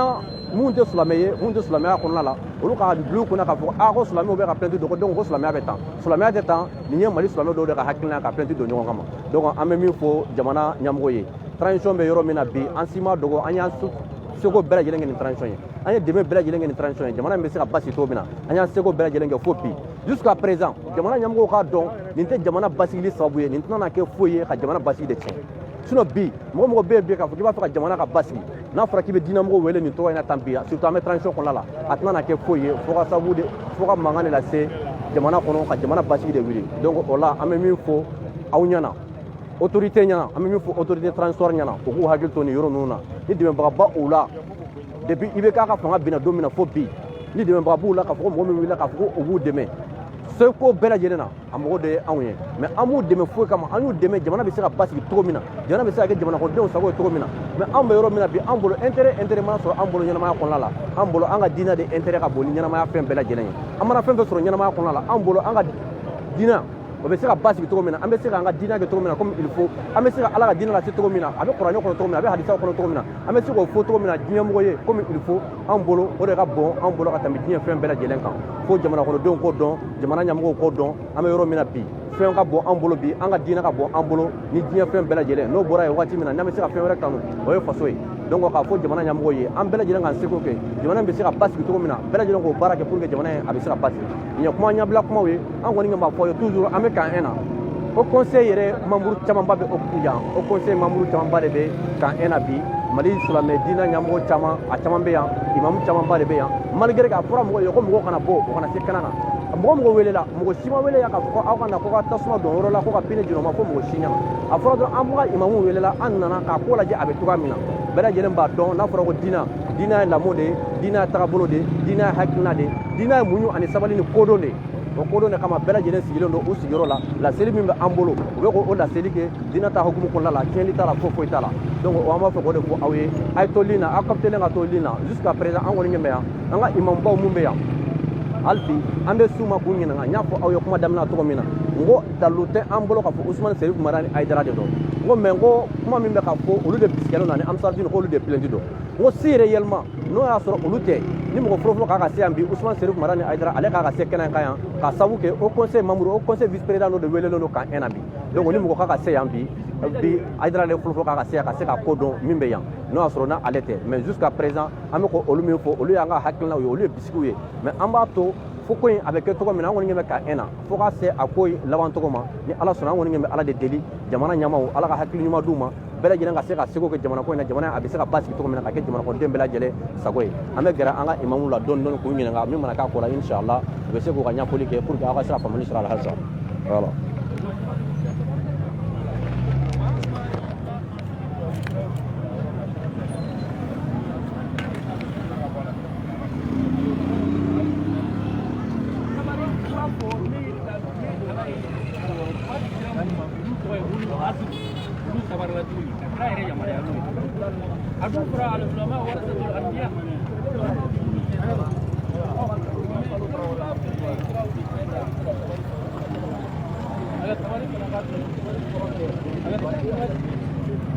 Ayiwa n danbe ka tiɲɛ n ka diinɛ ka tiɲɛ bin ka kɛ n ka du kan bin ka kɛ n ka jamana kan ko n tɛ se ka foyi kɛ o tɛ sabali ye dɛ n'i ma se ka foyi kɛ i yɛrɛ ninkun i b'o tanga cogo min i danbe i b'o tanga cogo min a bɛ fɔ o ma alkuliyatul khams diinɛ sɔnn'o ma k'a fɔ mɔgɔ ka wuli fɛn belebeleba 5 bɛ yen ni maga bɛ ko la wuli i k'a tanga i seko damayira bɛɛ la danbe b'o la i ka diinɛ b'o la i nin b'o la fɛn caman 5 fɛn belebeleba 5 i k'o tanga i ka nafolo ayiwa ani jumɛn o de tɛ donc ni kuliyatu khamsu sisan se kɛra danbe ma an tilala diinɛ yɛrɛ la danbe de bɛ ka buruja e mana ni ɲɔgɔn cɛkɔrɔbaw wele minnu y'u si bɛɛ kɛ ala ko fɔ de la maa mun ye kɛlɛ la maa mun ni maa ye k'u ye maa wele u si bɛɛ kɔnɔ u ma maa wele fanga la jɔn de bɛ n'u wele tun jamana ko diinɛ ɲɛmaaba o ka maaw maloyala ko don an yɛrɛ min bɛ ka nin fɔ bi walahi an maloyalen don parce que mali diinɛ silamɛya image bi diɲɛ kɔnɔ a tɔ bɛɛ tiɲɛna mais an tun bɛ siran nin ye dɛ k'a sɔrɔ mɔgɔ caman m'a faamu an filɛ kɛnɛ kan hali n'a kun man d'an ye mais n filila man jugu n tɛ bɔ fili kɔnɔ o de ka jugu kulli bani adama khata'un wa khairul khata'ina tawwabun fili dɔw kɛra an b'a ɲini ala fɛ o fili an yɛrɛ ka se ka segin an kɔ bɛɛ k'i ka fili corriger min ka ɲi yɔrɔ min o ka bila yen maa maa n'a ni min man kan n'a y'a d'a ma kira ko di a y'aw sigi a k'o ko in banni kɔnɔ kɔ a ko in bɛ ban de iza wukila al-amru ila ghayri ahli fantazir saga min filɛ diɲɛ bankow tɛ koyi ko in yɛrɛ bɛ ban o a y'a sigi a ko in yɛrɛ a bɛ ban de parce que a tigi tɛ a bɛ min bolo n'a ma bin n'a ye ko in b'a yɛrɛ ɲini a la parce que a bɛ min tɛgɛ kɔnɔ a n'a man kan a tɛ se o de y'a to ala an ka jamana coup d'état tɛ ka ban o ye politique ko ye dɔwɛrɛ tɛ o ne tɛ jalaki kɛ koyi sɔrɔsiw jalaki koyi fanga n'a dir'i ma fanga yɛrɛ kɔrɔ de ye ko fanga ne bɛ yɛrɛ ni fanga ye a fɔra ko fanga de dir'e ma i yɛrɛ la o kɔrɔ ye k'i tɛ cɛ jɔlen ye e n'a man kan a bi bi coup d'état kɔrɔ ye nin dɔrɔn de sinon n'i jɔra n'a ye ayi i bɛ siɲɛ 100 k'a la i b'a d'a tigi ma mais ni a fanga ka bon e ma i yɛrɛ n'a ye i lafula a bi bi donc an fana ka diinɛ bɛ yɔrɔ min na bi tiɲɛ yɛrɛ la il est temps que a ka lajɛ maa min ni min ka kan tiɲɛ kɔnɔ an bɛɛ ka tiɲɛ la k'an ka baara min bɛ se ka min kɛ o ka d'o ma mais an k'an jija an ka bɛn a la an bɛ min yɛrɛ ka kuma na maaba don siga t'o la mali kɔnɔ jamakulu min b'a kɔ silamɛya kan ka walayi kunkɔrɔta sɔrɔ n'a ye walayi an bɛɛ kan ka kunkɔrɔta sɔrɔ n'a ye ansaru u ka ca bi mali kɔnɔ u ka ca kosɛbɛ mais mun bɛ bɛn bɔ mais bɛn tɛ se ka kɛ ko sabari tɛ yen bɛn tɛ se ka kɛ ko aw tɛ ɲɔgɔn ka taabolo fana gasi sigi o wa bɛn n'i y'a kɛ to yen o b'a sɔrɔ ko silamɛya min yɛrɛ an bɛɛ b'o nɔfɛ o gasi sigila silamɛya gasi o de ka bon ni anw yɛrɛ ta ye silamɛya gasi maga mana kɛ fɛn min na kira sɔrɔ salama ma ja kan sahabaw ma ja kan tabiyunaw ma ja kan o ye silamɛya jɔsenw de ye o mais silamɛya yɛrɛ mali kɔnɔ a ɲɛmaaba o conseil ɲɛmaaba bɔra ka kuma hakili la waati fɛti dɔ tɛmɛna sisan silamɛw ka juma tɛ ayi juma tɛ sanyɛlɛma asura fana tɛ voilà seliba ale yɛrɛ bɔra a ka salon kɔnɔ ayiwa ko a bɛ bɛn ɲini a ye bɛn kuma fɔ silamɛw ka bɛn ala ye a nɛn walawala alhamdulillah a yɛrɛ ko silamɛw bɛ bɛn ni fɛn belebeleba minnu ye olu dɔnnen don fɛn fɛn t'o ye vraiment an k'an yɛrɛ kɔlɔsi o la a y'o fɛn belebeleba a y'o walawala silamɛya jɔsen 5 la ilaha illallah muhammad rasulullah ala ye masa ye dɛ ala ye masa ye dɛ ne m'a fɔ dɛ kosɛbɛ baya ko kuma ma mɛn a la awa o kɔfɛ ko ani lansara ko bɛɛ bɛnna kan k'o ye jogo 4 ye o ye seli de sabatitɔ ye hali n'a ma fɔ ko seli lansara tɛ dɔwɛrɛ ye seli kɔ i y'a faamu o kɔfɛ a ko hiji kɔni bɛɛ bɛnnen n'o kan jaga sun bɛɛ bɛnnen n'o nin kan nin ye mun ye a ko fana ko ni nin bɔra a la ne yɛrɛ bɛ ka ne tɛ k'a fɔ ka ɲɛ o a yɛrɛ y'a fɔ ka ɲɛ ka tɛmɛ ne ta kan n'a bɔra nin na fɛn fɛn tɛ nin ye walahi o tɛ fɛn ye ko min bɛ silamɛw fara ɲɔgɔn kan wa o tɛ silamɛya jɔsenbaw ye o tɛ silamɛya ka piliyebaw ye i b'a fɔ a yɛrɛ y'a fɔ cogo min vraiment a tɔ bɛɛ ye bolofaramisɛnninw ye an k'an yɛrɛ kɔlɔsi o la baya ma fɔ donc sisan karamɔgɔ baara banna bɛn bɛ sabati nin de kan nin de ye tiɲɛ ye n'an fana ko an b'a munumunu ko bɛn ka sabati ten sinikɛnɛ tun bɛ kɛ silamɛya jɔsenw na ko ka wuli ka na ni bolofara ye baya i b'a fɔ a yɛrɛ y'a fɔ cogo min k'i bɛ tila k'o kɛ ka ninnu wuli mais ne bɔra k'o de fɔ ale yɛrɛ ma ne jaabi a den ma n jaabi mais u ye mɔgɔw bila ka ne nɛni mais minnu bɛ ka ne nɛni u m'a fɔ ko ayi karamɔgɔ ma nin fɔ dɛ u bɛ ka bɔ dɔrɔn ka ne nɛni ko parce que ko ne ye karamɔgɔ ka kuma sɔn ji la n'an ye dɔ fɔ min b'a jira k'an n'a tɛ hakilila kelen na an tɛ to yen mais n'an y'a ka kuma fana sɔn ji la a tɛ to yen yalɔ bɛn bɛ gɛlɛya mais ala ka bɛn sabati ala ka tiɲɛ dɛmɛ Idukure. Sami.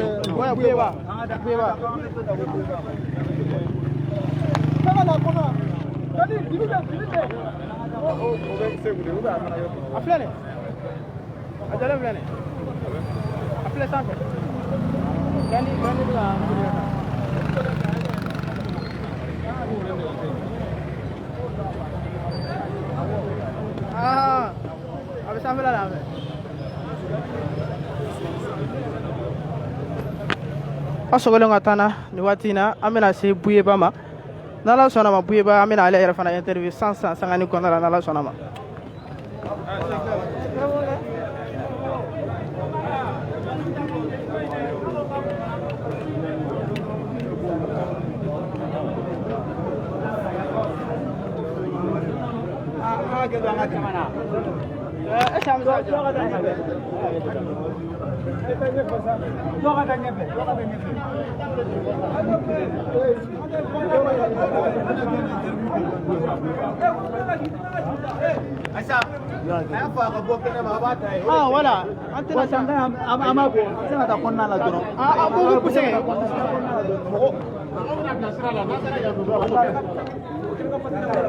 Voilà.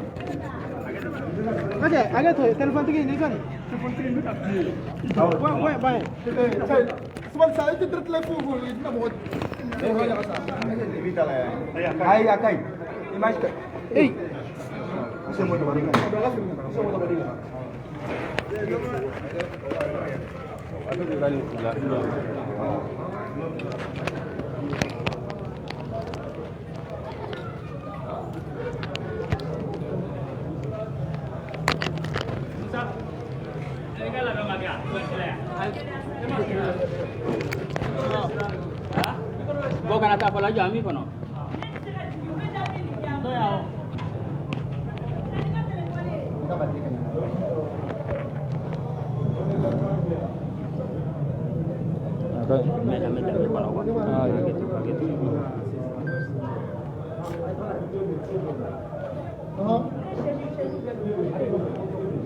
Jam ni awal lemah. Ya ya.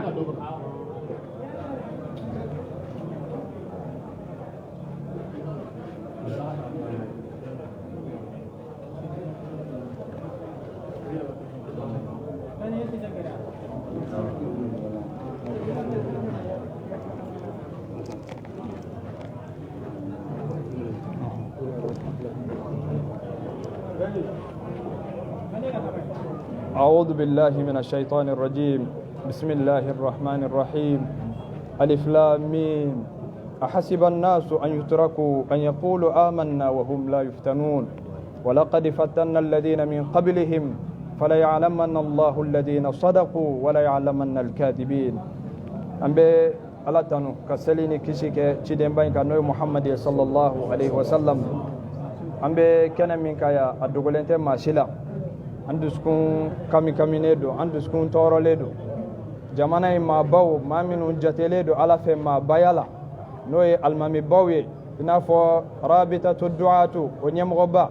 ma mi ya shika da'wala ka hadama den wele kata alamo ku sama ka bo tasmamo ma mi ya shika da'wala kam mau suka ke jamana kanuka mami ya shike welelila kam mau fatani ko bo violence mo ani anga almami ba anan kanu nyogo Ibrahim Jabi ulufla de welele do yabbe mun kamo parce que kuye tnefo o akanan toro de islame o ami pere ka kuma awere de fe ani aya min kala sisa Allah subhanahu wa ta'ala bi kanto ako yale abaw kono ni ko ki dara alala kadasa ka kununa kibi toite ali alati la jarabi ayo teke fiu usulan jati do fa kabla tasmana sante na foka bakolo kafi ni ko kibe tinyeka ala be malangolo blay no fe siga fo itola o fanga sabati anga do fen fen banan soro o ye maw soro maminu kawsa naye bal gelya mi wulu soro o nyogana tise kan soro ngani ta shi blaye ka wele da jamana ma bela jele mo na obi fe jamana ka suma ni te jamana suma kanye de awule aba fo ko malikura wallahi ni te jamana suma kanye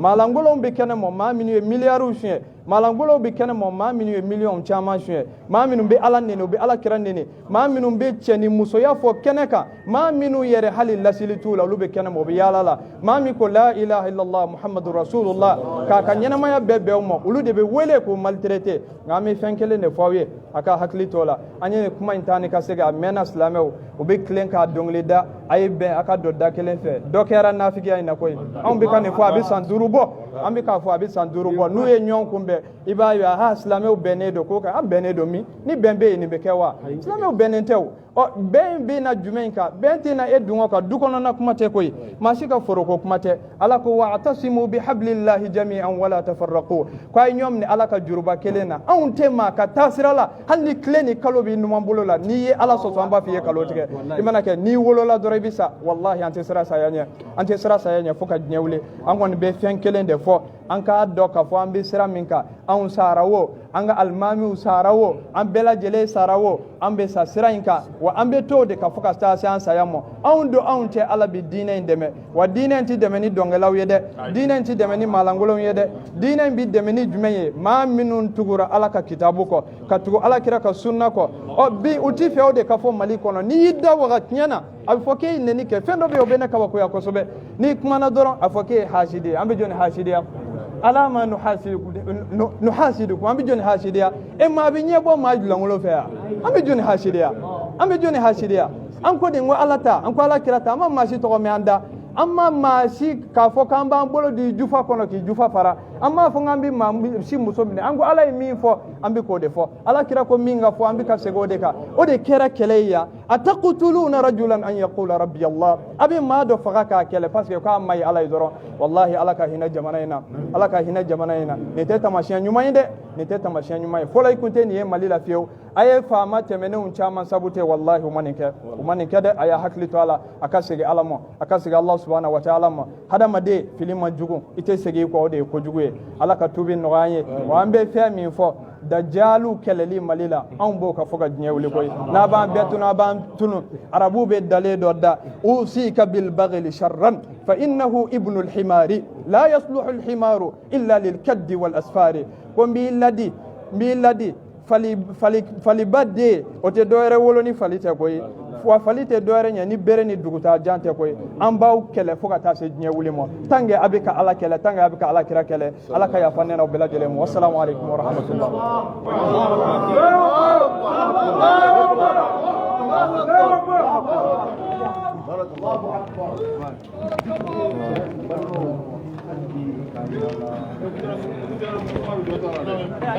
Voilà.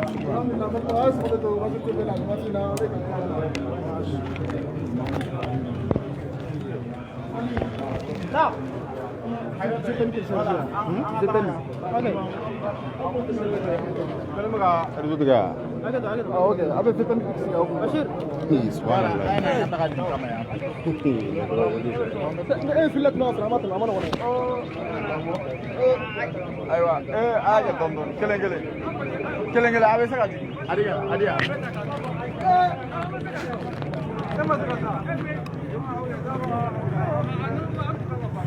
alere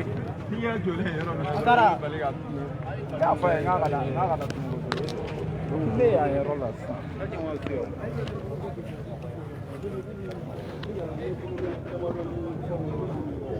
atravan ni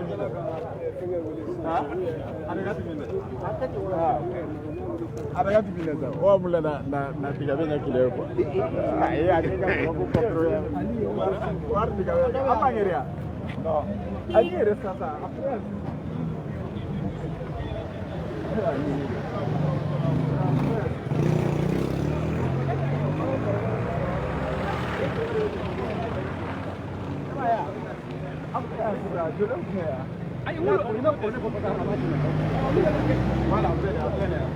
Voilà, fin wele kakana o. Ega wele o. Kone ko akada. Ibu cameraman wele ko kana o.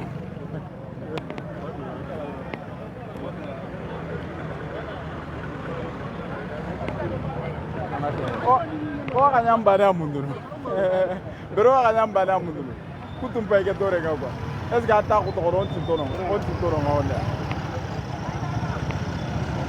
parce que kusoro fo sere ana jide hibe ga kari kama wa sila kario ayo amulla na ya amulla na yo duro to bagala to yero anmu o hala dalla munduna sami anga ta okay mi gora me aya geto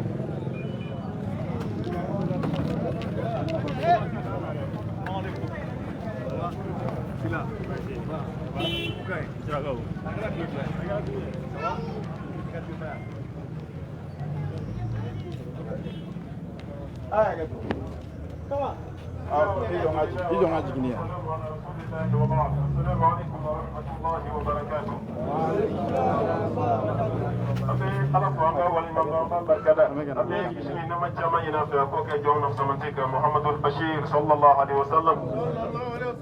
ko fe ambe bela jelen fo be kan nalila ambe bela jelen fo be kan maguduna imma nyogo ka kibore yalla ala kira ko te sallallahu alaihi wasallam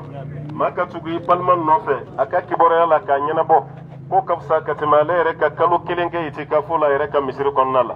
amba ye ka fa wulila alhamdulillah na wule jabi do reshite fuka folila se awma anga shegu no de Sheikh Muhammad Traore ka faranga wajulu kelen nanga imamu kano Ibrahim Jabi Asani amba yulu de wulela kunu kanu lamme ka damina 8h fo 6 mogo jolendu 5 mogo baka kiboran makono angoni yanfle kuma la wati mi anga layini kunteni wati kan soro ka soro majabi soro me hal sa majabi kelen soro ka bo wo kono infe ka lasi aw ma majabi kelen soro folo me ni ala sona ambe munyini aw fe folo de sabali kada ka sabali o de yansi bima ala ta ko fe fen kera na kateme fen fora na kateme me fen mi yato hadisa ni ko be sena anga sabali de do otumana nalla sona ni bela jilin ko fe kibora min be ka lasi aw ma o kibora bina fawi ni ala taala sonama note na fora ka plenty do mo control la a ne hakilla ma plenty do mo kama yan folo de mo chama fora awde maya halan jeli a dagaraya ma ma deli ka plenty do mo shi kama an ga bato ke yoro ku beci ka boya dagaraya ma ma deli ka plenty do ma shi kama o kuma min fora ni shubuhatu bala walma ayi tafamunta ni ya tafamunta ale ya ka jabidi mun be plenty sola ne ma jigi ko plenty ko bola otuma fama bu ka barake ko ma shite sharia ko fe we cin ngangon kume munyini fama fe ni dine koyi ni karamogo koyi ukunga ni segin kata ho konse yerela ay tawere dama ka nyuwan famunina walmo kani segi walmo ka segi kata limamana ayta almamuni yawere dama ka koyi akata nyuwan famala me sharia ka papier pankanaya ka damine 8h fo 6 anga shegu wa be wokono tiana mabeama fɛn fɛn mana bɔ a kɔfɛ a ma diya n ye a ma bɛn a ma parce que an bɛ nin jateminɛ dɔgɔyama de ye k'a lase sunna ma dɔgɔyama don k'a lase an ka karamɔgɔw ma dɔgɔyama don k'a lase an ka lahala bɛɛ ma a ma bɛn a ma nka an kɔni bɛ mun ɲini aw fɛ ka mun ɲini aw fɛ aw ma bonya sɔrɔ kunu ya abada n'aw ka sabali tɛ aw ma kɔrɔta sɔrɔ ya kunu abada n'aw ka sabali tɛ o sabali kelen halisa o de birifini birilen don an kan an k'an jija o sabali ni an k'a garde amana nga kuma do be ku sugumi na ko gerelen do ko la bo mango afora aw ma sabalila akera aw law sabalila wati ka gelen kuma mi nga binan de sara sabalila ambe ke kala e ka turan yere nyela ala kan bele jelen kishi ka boma utuma nga sabali alsa ambaga kibaram makono ni ala jena nay ni kibara kara fon fenyi ate gabashi munna da deseni ala jena nay angon ba do bele jelen torolendu bele jelen du sucienendu bele jelen aminendu wa femi fena do am bele jelen ba do ka fo fenkera mu ni ayantoro ma fɛn bɔra yɔrɔ wɛrɛ la kana fara an kan an bɛ foli lasa bɛɛ ma an bɛ dugawu k'a bɛɛ ye an karamɔgɔkɛ nana fara an kan ko komi ye an sɔrɔ a ma diya yɛrɛ fana a dusu tiɲɛnen don n'o ye sofi bilali ye an bɛ foli lasa ma an bɛ dugawu kɛ a ye maa wɛrɛ minnu fɛnɛ bɛ sira la kana maa wɛrɛ minnu bɛ sira la kana an bɛ foli las'u ma an bɛ dugawu k'u ye o tuma na programme tɔ min bɛ yen komi seli waati man jan 13h moins de bɛ yen an bɛ kuma da Sheikh Imam Usman Salihu ma a ka seli programme di an ma an bɛna seli cogo min na an k'o fɔ an tɛ taa mɛ an bɛna seli cogo min na an tɛ se ka to yan k'an ma seli fɛnɛ an tɛ se ka kɛ k'an ma seli an bɛna seli cogo min na an bɛna o de kɛ n'o tɛ an bɛ yan f'an ka seegu y'an ɲɛ la k'a bɔra wo kɔnɔ ni ala jɛna n'a ye inshallah taala mɛ seli ta an bɛna o de mɛn ni ala sɔnna a ma o tuma na an bɛ kuma d'ale ma ale ka seli programme d'a ma inshallah wasalamu alaikum wa rahmatullahi wa barakatuh. alhamdulillah sallallahu sallam ala rasulillah ame Allah ta'ala tano la halaya bela kuma mu fala anye ka fo hal sanga sabali anga to o korona la ne sabali fe mu faga ko majufa anga na to mo kan pousser kan bla fen kerila fe mu me laba ka jala killa si ama ka soro aman jofe kula anga to sabali korona la nana aunche ani baraji foi mau bo fala kala ka sunna sallallahu alaihi wasallam andu medda dugu ko dugolo ban dun ka to kala ka sunna de la amala de ala kan sabati ko tabulo ika anga selo wat sela tiando amela ala gelen konna la na hali sahaba not me jihadu kerola o be seli don selo wat sela nga feretige seli ko o ka sabati na ya fo choya muna mo shika na boya ne doma fara jamainka fenga na bwala fama ya inshallah amode kaya inshallah na maboya kwanye dala uka ko mene katano e ka to bla foka so ante do anga so bi ambolo de ka inshallah ame baraka noe donc ame fere tige seliko kama fere be tige seliko kama tugo ya muna na ya soro mo dobe ya munka suruyana no se ka develasi amani yorola wali misiri do ka suruyana nam se ka fere ke ko debe la soro angol te boya ngata yoro sila ama nga silike yani inshallah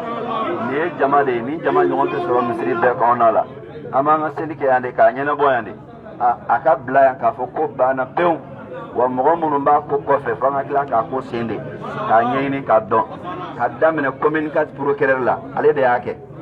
ci bola communication procureur de yoro ama dogo awla dogo kun temele imam mahi tumba bulo atara se doara matuguni donc anta donc ka procureur sigi kunye wala sa ka se ka sigida mo fo nyon ko ka sigida dina ma ko lu bafi wala so ka ma denu e ma bulan to do andu nya do usrade la donc wala koy na la sala son amasi an fle gendarme so mon dala o ya jira ka fo lu ka barate mo mene nga pape mun tala di pape mbola commune 4 procureur de yoro kana di oluma olu fana bo ka bara de kanga ke donc ame bara en jabi makono bulo ne mun bola la angone ante sibiri nya kelen taya amanga selika yande fo anga shuyuko ka bo anga to blasra ka so am so ga do anga so inshallah ala kan be so abama ala kan be se mandi ama ala kan be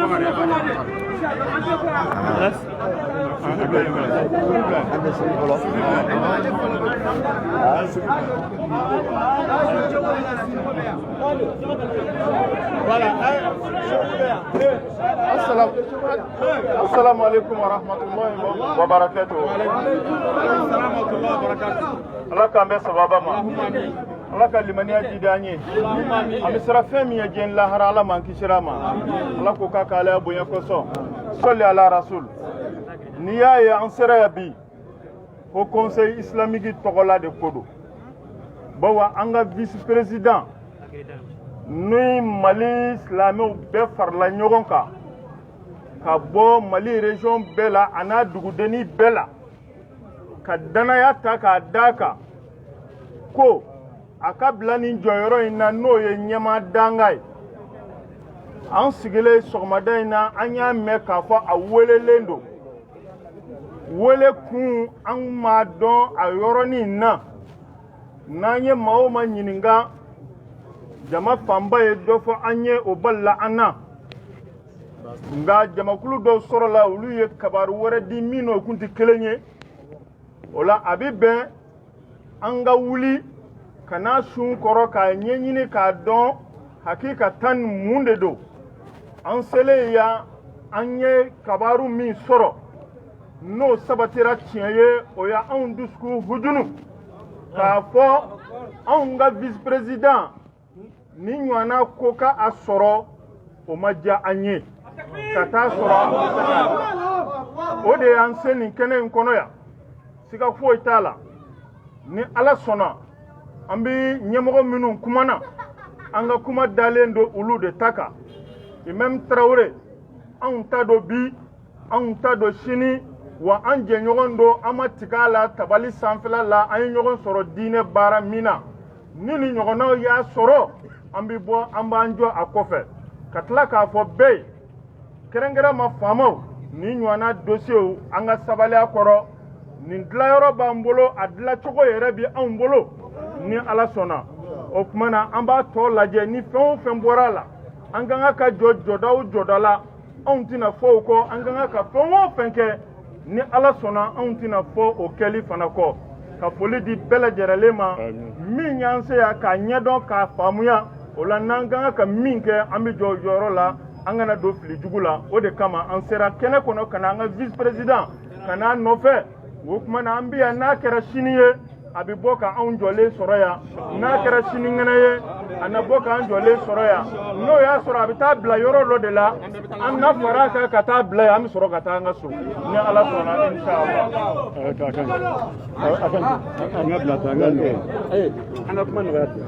O la an ka fɛɛrɛ tigɛ seliko la ne dɛbɛko ni selili ta yɔrɔ ni mun ka surun yan na n'o bɛ se ka mɔgɔw dɛmɛ seliko la cogoya min na an b'o fɛɛrɛ tigɛ an k'an ka seli kɛ inshallah.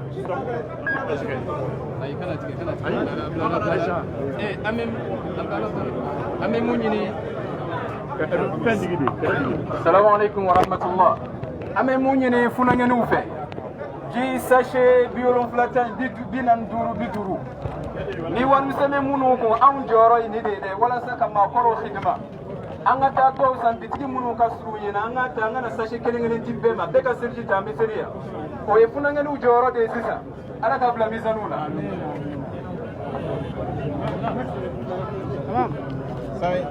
i y'a sɔrɔ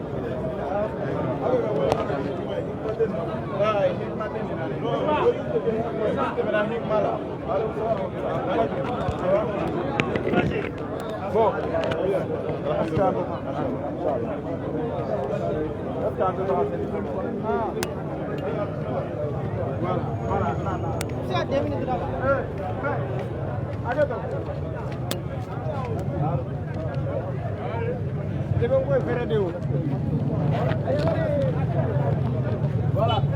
An b'a tɛlɛ sali yan. Ni sali jimutu. Ayiwa. Ok. Fɛn min sila bɛ min.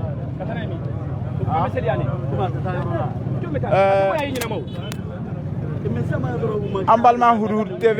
lajɛbagaw hali bi an b'a hakili lajigi k'a fɔ an bɛ yɔrɔ min na o de ye dasalam ka ale yɛrɛ da la an ka sheku ale minɛ yɔrɔ n'o de ye chef alimam Muhamad Traoré n'u ye convocation ɲɛsin ale ma fɛn min ye communicatif tribunal ale procureur n'o de ye Touré ale ye procureur min ni ale de kɔni y'a sen don an ka diinɛ ɲɛmɔgɔw sen na nin wagati in na comme an ni an kɔrɔkɛba yɛrɛ fana bɛ ɲɔgɔn kɛrɛfɛ ale yɛrɛ fana bɛ ko caman kalama donc an bɛna ɲininka a fɛla a n'a hakilina o min ye nin ko in na ne ale de tɔgɔ an kɔrɔkɛ Abdurahmane Doucouré a yɛrɛ cɛsirilen don kosɛbɛ diinɛ kow la donc an bɛna kuma baranin tɔngɔ la. Alhamdulillah wassalatu wassalamu ala rasulillah. An bɛ bɛɛ lajɛlen fɔ foli min dan t'a la. An fa an'an ka karamɔgɔkɛ n'o ye Mohamed Traoré ani an balimakɛ an'an ka imamu n'o ye Ibrahim Musa Jabi. Olu de welela jamakulu dɔ fɛ u tɔgɔ ko Ansaru n'o ye Haidara ka tɔn mɔgɔw ye. Anw bolo silamɛw n'aw fɔra ɲɔgɔn ko Haut Conseil bɛ yen o y'a fɔra ko ɲuman ye mais a kun man ka na fanga kunda o y'an ka faamu ye mais a ma ɲa Traoré ye Haut Conseil vice président de donc o kun wele kun tɛ ka ye ko a y'an tɔɔrɔ fo ka dama tɛmɛ sabula a ye min fɔ tafsiri kɛnɛ de don ni maa kumana tafsiri kɛnɛ kan ne hakili la n'i ma sɔn a ka dalu ma i b'a wele de a bɛ sigi n ka dalu filɛ n ka dalu filɛ dalu contre dalu o de ye ala ko ye anw y'a faamu ten mais a ma kɛ ten mais an b'a fɔ alhamdulilayi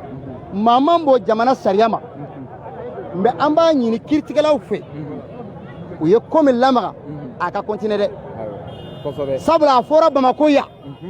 ko wahabiyaw ka faga u joli lagalen don wahabiyaw ka misiriw ka ci bolisow don wahabiyaw ka du ka ci a bɛ daga o fɔra Bamako de ko dangadenw don awɔ i m'a mɛn ko an ye dangadenw fana ye nin bɛɛ fɔra wahabiyaw de ma mais bi an bɛ kɛnɛ min kan an bɛ ala waliɲuman ka ala fo k'a fɔ alhamdulilahi rabbil alamin ka tila ka an bɛ jama wele jama kana kɛnɛ in kan an k'a yira u bɛ ka min miiri ko sunamɔgɔ jama man ca o ye fili ye dɛ o ye fili ye dɛ an ka bɔ i n'a fɔ dakɔnɔni an ka ca Bamako alhamdulilayi Bamako ko ka alhamdulilayi mais an bɛ mɔgɔw wele mɔgɔw kana an ka jɔ an ka karamɔgɔw kɔfɛ sunamɔgɔw an b'a fɔ an tɛ siran a fɔli ɲɛ sunamɔgɔw ka bɔ an ma maa wele ka i ka bɔ ni bɛrɛ ye an ma maa wele ka bɔ ni gabakurun ye mais a ye na kɛnɛ kan k'a yira k'a fɔ ko an b'an ka karamɔgɔw ko an b'an ka alimamuw ko dengudi b'an fɛ o karamɔgɔ kelenw de bɛ wele n'an faw sara an baw sara an denw sara an b'u wele u bɛna seli u su kan n'olu welela fanga na a ka kan ka na jɔya hali n'a fɔra an ka jɔya fo sini wallahi wallahi wallahi an pɛrɛnnen don ka jɔ fo sini ni ala sɔnna komi seli fana sera an bɛ jama bɛɛ lajɛlen fɔ an bɛna taa seli k'an bɛ wagati wɛrɛ inshallah an b'an filɛbaga bɛɛ lajɛlen fɔ an b'aw yɛrɛ fana fɔ an ni cari baraji inshallah shukran jazakallahu khairan ayiwa n balimaw nin wagati in an b'a hakili lajigin hali bi an filɛ nin ye k'an kɔni da de la Cheikh Imam Muhammad Traoré ale ni ka fara Cheikh Al-Imam Ibrahim Jabi olu kɔni bɛ kɔnɔna na hali bi kibaruya jɔnjɔn kɔni o ma di nka sika kɔni tɛ min na ni kibaruya minnu kɔni jɛlen don o de kɔni ye procureur maa minnu kɔni n'olu de ye plainte tigɛ k'a di procureur ma olu kɔni ye en charge ni maaw ye olu minnu ni olu ka Cheikhuba n'o de kɔni bɛ Mali silamɛw kɔni ka ɲɛmaaba la ni o de kɔni ye au conseil islamique ale ɲɛmaa ale kɔni ka tɔndenw olu ka plainte do ayiwa an b'a fɔ a ka to lajɛli la hali bi seli wagati kɔni sera an bɛna seli n'Ala sɔnna ayiwa an ka sheikhu kɔni bɔra k'a kɔrɔfɔw bɛɛ lajɛlen kɛ ka taa Cheikh Al-Imam Ousmane Traoré ale ni Cheikh Koyita donc olu bɛɛ lajɛlen kɔni ye kumaw lase donc kuma ninnu kɔni bɛɛ lajɛlen bɛ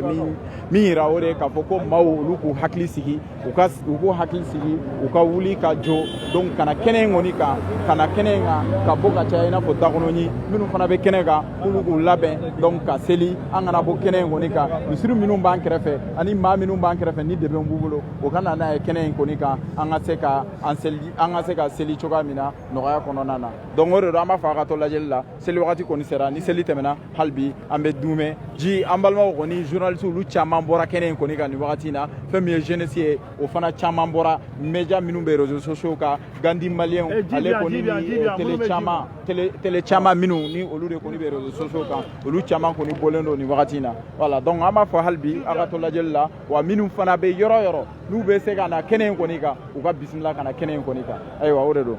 an ka taga Kimiri an ka taga Kimiri n'an y'a sɔrɔ an b'a komi olu bɛ ka taga seli la an b'a tigɛ voilà tayibi an balima Hududu TV filɛbagaw nin waati in na nin tun y'an karamɔgɔ an ka journaliste ba Ibrahim Jawara ka foli belebeleba ye cɛsiri kɔnɔna la aw sigilen ka tɔn an bɛna seli sɔnni dɔrɔn an bɛna tɛmɛ ni baara to yen n'Ala sɔnna wa salamu alaikum wa rahmatullahi wa barakatuh